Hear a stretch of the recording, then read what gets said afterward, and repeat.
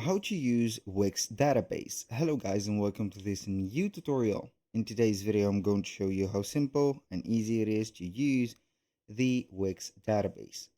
So we are going to head over wix.com, sign in for an account, and as you can see we're going to be on the admin dashboard.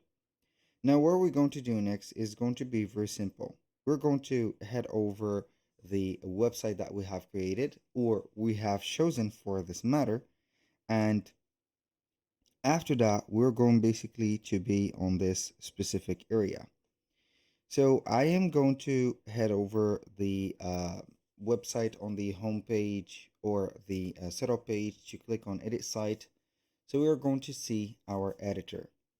Now the editor is going to be the place where we are going to find the database or the CMS.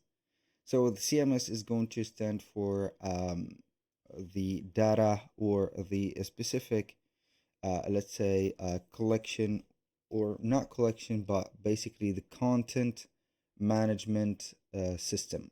Basically, you're going to have all the content managed into one place, and it is going to be in a form of data, not the visual content, but data. So you're going to have the facilitation to have it in details, and also you're going to get the flexibility to set up these data into different manners. So we're going to find that on the CMS, we can start with a preset. So we're going to have a pre-designed layout to display project services, listing, and more, which are going to be obviously data.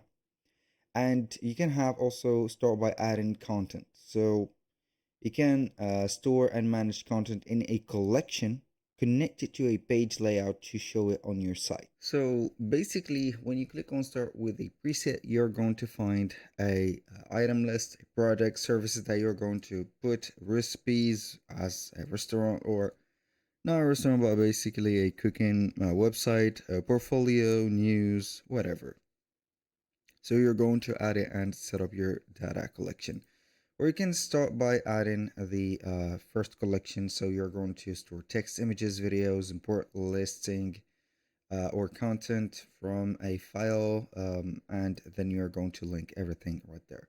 When you want to add this preset to your website, you can head over here to the plus sign on the element, click on CMS and add a data set, or create a collection, or add a preset from scratch.